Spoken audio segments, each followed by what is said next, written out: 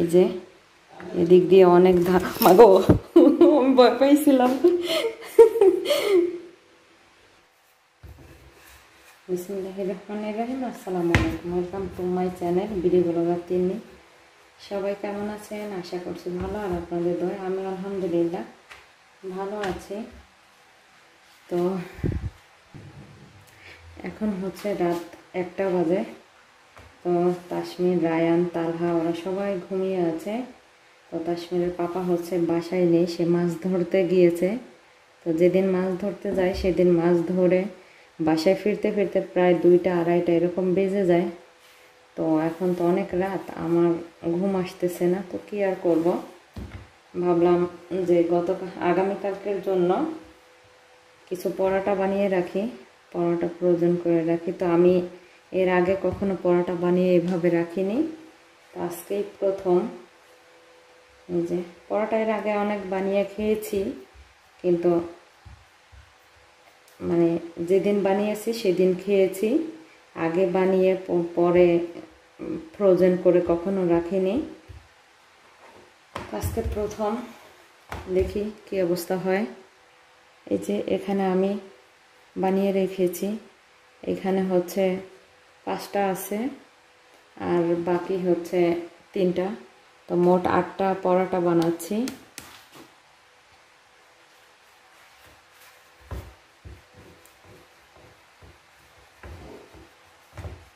আমি পরোটার মধ্যে কোনো কিছু দেইনি, শুধুমাত্র হচ্ছে ময়দার সঙ্গে একটু পরিমাণ মতো লবণ আর তেল দিয়ে মাখিয়ে নিয়েছি। তারপর হচ্ছে পরিমাণ মতো পানি দিয়ে একটু খামার তৈরি করেছি। এরপরে জাস্ট তো পরোটা যেভাবে বানাই ওভাবে বানিয়ে নিয়েছি। আমি পরোটা বানিয়ে তারপরে হচ্ছে যেগুলো রেখেছি তার উপরে কিছু ময়দা ছিটিয়ে দিয়ে পরে হচ্ছে বাকি পরোটাগুলো এইভাবে রেখে দিচ্ছি, যেন একটার গায়ে আরেকটা লেগে না যায়। তো আমার পরোটাগুলো সব বানানো শেষ, এখন হচ্ছে আমি রেখে দিচ্ছি। এই যে এখানে এটাই লাস্টের ছিল।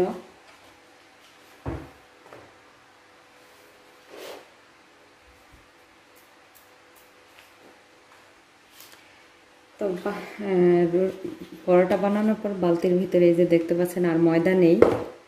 তো আমরা সবসময় হচ্ছে এই যে এই ফারিনা আর কি, ফারিনা তিপো বলে এটাকে।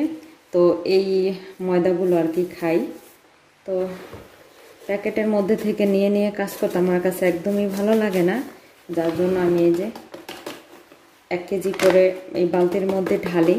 1 কেজি যখন শেষ হয়ে যায় পরে আবার আরেক প্যাকেট ঢালি। তো প্রতি প্যাকেটের মধ্যে হচ্ছে 1 কেজি করে থাকে, এই যে দেখেন লেখা আছে। তো আমি এখন রেখে দিই এগুলোকে।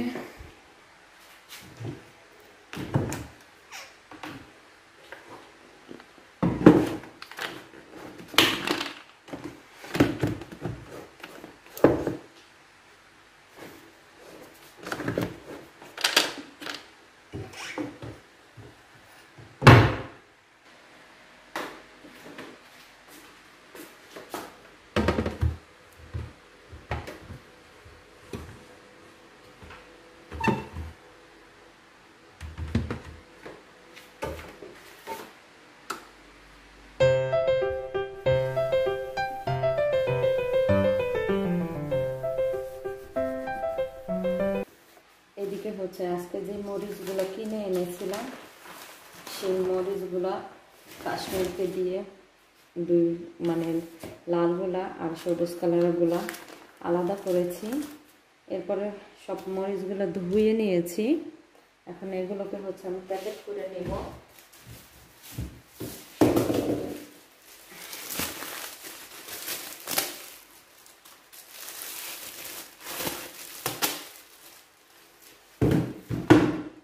এই সবুজগুলো হচ্ছে প্যাকেট করে ডিপে রেখে দিব। মরিচগুলো সব ধুয়ে আমি পানি ঝরানোর জন্য এখানে রেখে দিয়েছিলাম। তো পানিগুলো ঝরে গিয়েছে।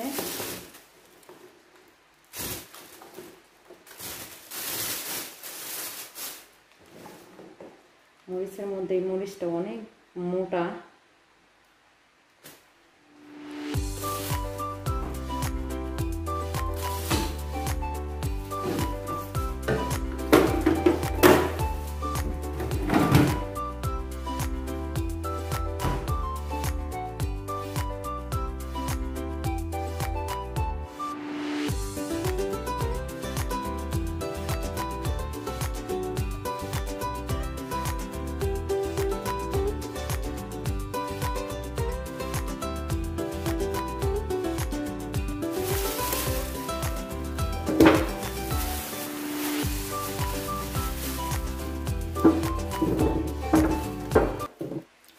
এক বস্তা পেঁয়াজের মধ্যে থেকে এই যে 4টা পেঁয়াজ হচ্ছে নষ্ট, এগুলোকে ফেলে দেব। আর এখানে আদা, রসুন আর আলু সব গুছিয়ে রেখেছি।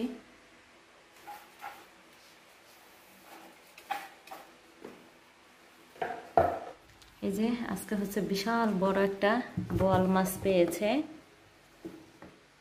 কেমনে দেখাবো বুঝতে পারতেছি না, অনেক লম্বা অনেক বড় বোয়াল মাছটা।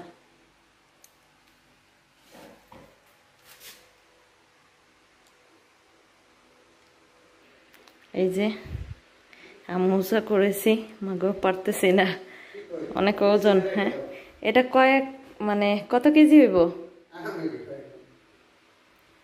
কেমন যেন কালো কালো সিট সিট ইয়া না? আল্লাহ, বেশি নিয়ে রাখবো, এতটুকু পানিতে কি নড়াচড়া করবো? আরো বেশি পানি দেবো। 2টা বেসিং যদি এক হইতো, মাঝখানে যদি না থাকতো ইয়েটা, তাহলে মাছটা সুন্দর লড়াচড়া করতে পারতো।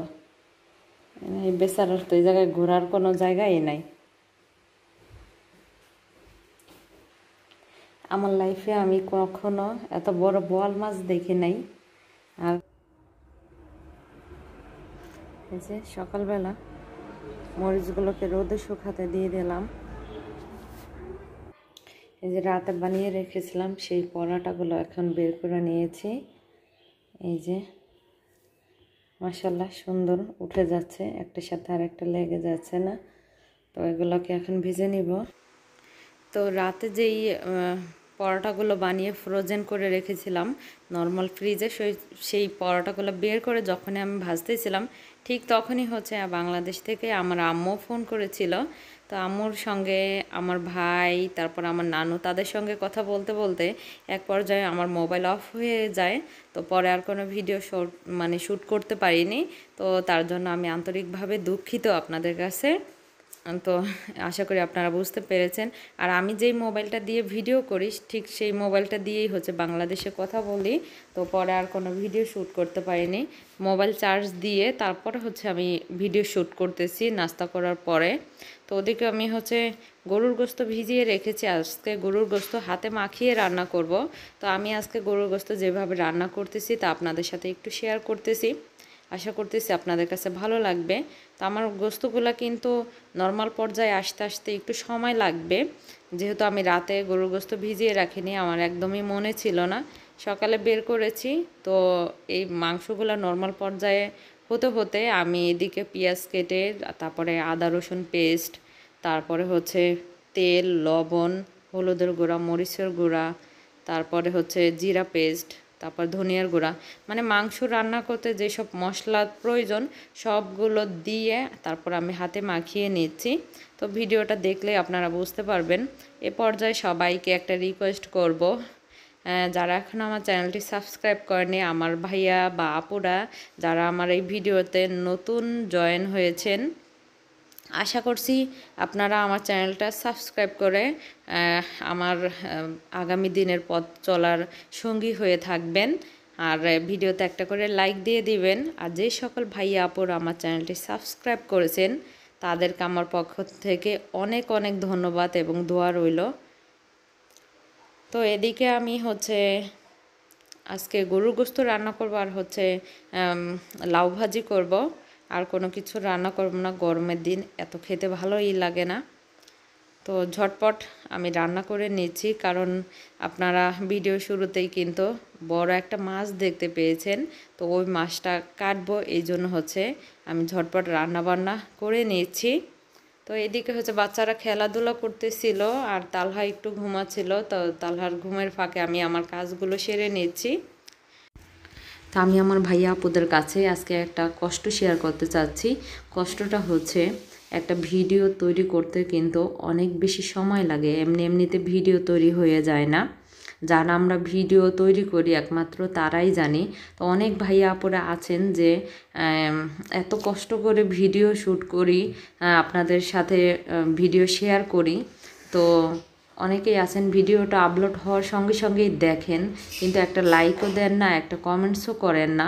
আমি জানি না কেন এরকম অনেক ভাইয়া আপুরা আছে, লাইকও দেয় না, কমেন্টসও করে না। শুধু তাদের জন্য বলছি, যারা আমার ভিডিওতে লাইক দেন, কমেন্টস করেন, আপনাদেরকে বলছি না। যারা আমার ভিডিওতে লাইক দেন না, কমেন্টস করে না, তাদেরকে বলছি আপনারা আমার ভিডিও দেখতে পারেন অনেকটা সময় নিয়ে, কিন্তু আপনাদের হাতের একটু স্পর্শ পেলেই একটা লাইক হয়ে যায় ভিডিওতে। তো আমাকে কেন সেই লাইকটা দিতে চান না? আপনাদের একটা লাইক পারে অন্যান্য ভাইয়াদের কাছে আমার এই চ্যানেলে ভিডিওগুলা পৌঁছে দিতে। তো আমি আশা করব আজকের পর থেকে আপনারা আমার ভিডিও পাওয়ার পরে আমার ভিডিও দেখে লাইক দিবেন, কমেন্টস করবেন। তো এতটুকুই আপনাদের কাছে আশা করি। যখন ভিডিও আপলোড হওয়ার পর দেখি যে না ভিউ হয়েছে কিন্তু লাইক হয় না, কমেন্টস হয় না, তখন অনেক বেশি কষ্ট লাগে। আসলে আমার সেই কষ্ট থেকে এই কথাগুলো বলা। আশা করছি আজকের পর থেকে আপনারা আমাকে সাপোর্ট করবেন, ভালোবাসবেন, আমার জন্য দোয়া করবেন। আগামী দিনের পথ চলার সঙ্গী হয়ে আপনারা আমার পাশে থাকবেন। তো এখানে আমি মাংস রান্না করতেছি আর মাংসের জন্য হচ্ছে আলু কেটে নিচ্ছি। আজকের মাংস তরকারিতে আলু দিব।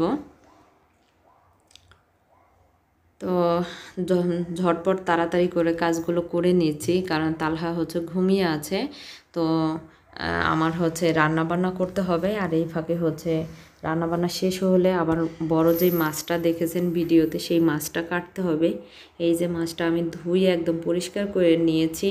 অনেক আশা ছিল এই মাছটা আমি কাটবো, অনেক আশা থাকা সত্ত্বেও আমার পক্ষে সম্ভব হয়নি এই মাছটা কাটা। তার একমাত্র সমস্যা হচ্ছে আমার ছোট ছেলে তালহা। আমার রান্নাবান্নার শেষে সে ঘুম থেকে জেগে এত বেশি কান্না করতেছিল, মানে কি বলবো, সে কান্না করতেছিল প্লাস বমি করতেছিল, আর ওদিকে হচ্ছে তার ক্ষুধাও লেগেছে। তো মাছটা কাটার জন্য প্রস্তুতি নিয়েছিলাম, আর আমার ছেলের কান্নাকাটির কারণে আর মাছ কাটা হয়নি। তো একটু ভিডিও যে শ্যুট করব তাও করতে পারিনি। তো আশা করছি পরবর্তীতে আবার যখন তাসমিরের পাপা কোনো বড় ধরনের মাছ ধরে আনবে তখন ইনশাল্লাহ আপনাদেরকে কেটে তারপরে মানে মাছ কেটে তারপরে আপনাদেরকে দেখাবো। তো আমার কথায় যদি কোনো ভুল ত্রুটি হয়ে থাকে তাহলে প্লিজ ক্ষমা সুন্দর দৃষ্টিতে দেখবেন। আজকের মতো এখানে বিদায় নিয়ে নিচ্ছি। সবাই ভালো থাকবেন। পরবর্তী ভিডিও দেখার আমন্ত্রণ রইল। আল্লাহ হাফেজ।